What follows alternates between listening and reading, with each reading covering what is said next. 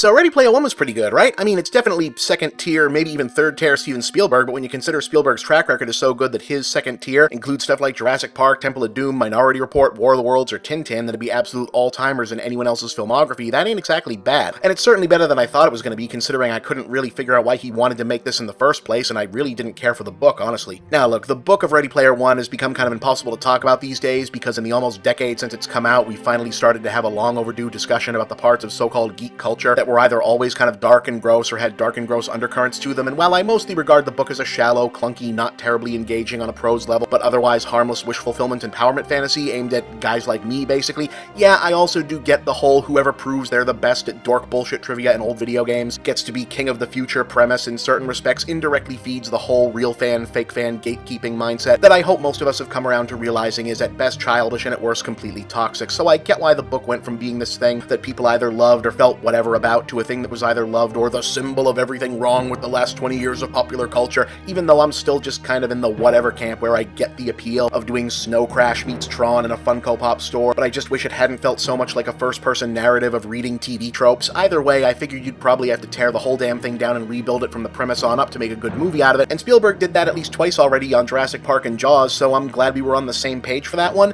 The thing is, the movie version was probably always going to be a little bit better because the most annoying thing about the book was the way Wade's interior monologue kept dork-splaining every goddamn reference and character and tiny nostalgia shout-out, and yes, it's supposed to help us visualize the world building and reaffirm just how deep his character is into this shit, but it's incredibly tiresome, whereas the film can just, show stuff and move on. Hey, it's King Kong, hey, it's the bike from Akira, hey, it's Spawn and Goro, or the Battletoads, or Batman, or Freddy Krueger, or whoever, and just pan over a battlefield that looks like a Salvation Army toy donation bin from 2002, it looks cool, it's done in like 5 seconds, then we can get back to the story and the main characters we're allegedly supposed to be caring about. Apart from the monologues, they also sort of fixed Wade's character, i.e. the main guy. A lot of it is just losing the smug reading Wikipedia out loud monologuing, and the rest just comes from junking the extra side plot stuff, trimming the story down to a straightforward treasure hunt and giving the sidekicks more to do, but the net result is he's a lot less of a gross, entitled, not even vaguely stalkerish creep anymore. The trade-off, of course, being that he's not much of a character at all now, another Shia LaBeouf and Transformers blank slate, whose main defining characteristic seems to be resembling Steven Spielberg as a teenager, but that's probably still better than the alternative. The thing of it is, I don't think Spielberg or screenwriter Zach Penn so much set out to sand down the rougher edges on late 90s, early 2000s smug nerd culture posturing somewhat typified by the book. It's more like I don't think it really enters Spielberg's perspective in the first place. His stature as a reflexive optimist when it comes to fellow big idea dreamers has long been noted. His perspective on science, sci-fi, and its fandom has always hailed from a more old-fashioned, if not innocent place, and you can always see that in the way he conceives or reconceives these types of characters. Sure, an avowed geek in his 30s like yours truly can look at the premise and reason out that the real-world version of the Oasis would end up as a Channer scum hellhole almost immediately, and while I've got nothing personally against author Ernie Cline, I don't know the guy, I thought Fanboys was funny enough, even though now it's hard to extricate it from the ugliness of the whole ain't it cool business in retrospect. Yeah, it's hard not to look at it in some of his other past work as dipping into some of the more indefensible aspects of the same, though who can say where his head is at these days, so whatever. Spielberg is in his 70s, and his view of what nerd culture is, on the other hand, if he even in fact thinks of it in those terms, and who knows, rests comfortably in the realm of extended adolescence and Peter Pan syndrome that he's memorably grappled with for much of his career up to this point. As viewed through the Spielbergian prism, adult nerdiness and nostalgia culture are all about big kids who don't want to grow up, and nowhere is that more clear than in the character of Mark Rylance as James Halliday. The deceased creator of the virtual reality oasis the characters in Ready Player One are all either fighting to protect or control. Spielberg, Penn, and Rylance's version for the film is effectively an entirely different character than the one Cline conjured for the original book, and from that reconfiguration, all of the film's superior reinventions essentially spin out. Presented on the page as a difficult, controlling figure imagined somewhere between Steve Jobs and Richard Garriott, the Halliday of the film is a nervous, withdrawn figure whose detachment from the human experience is tinged with fear and regret rather than incomprehension, less annoyed and more bewildered at the prospect that the escapism he built around himself turned out to be what everyone else was looking for too, in a fashion that to me recalled longtime Spielberg allied George Lucas more so than anyone from the world of game design. Of course, this also recalls similar Spielberg liberties taken with Jurassic Park, recasting the cynical and greedy John Hammond of the book as a whimsical showman for the film, and of course, Spielberg is exactly old-fashioned enough to more or less come right out and imply that it's not simply a very sophisticated algorithmic representation of Halliday running within the Oasis and interacting with Wade at the end, but his actual spirit, a ghost in the machine, literalized, maybe.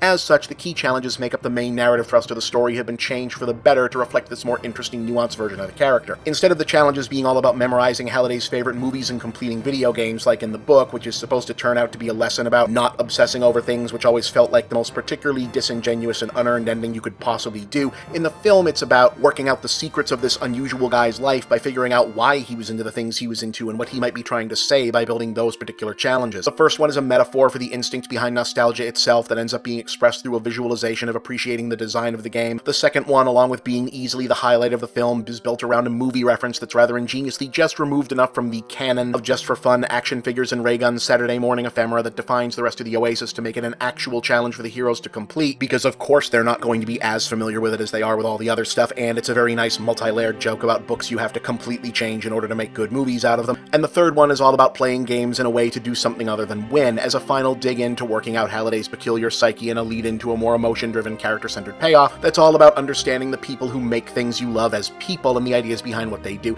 Now that's not to say it thus becomes a great film, it's still just a pretty good one. There's not really anything wrong with it, but Spielberg can in fact do this stuff in his sleep, and whenever it's just a big action beat or a battle scene or anything that's not explicitly about tucking into the character work, you can just feel him checking out and thinking about what more challenging subject or historical figure or specific moment in baby boomer cultural memory he'll be putting substantially greater effort into next. But considering how it could have gone, yeah, this is an example of a movie going right where the source material went not, and very much an example of how to do a movie better than the book. In my opinion, of course, you can see my full review of the movie online right about here.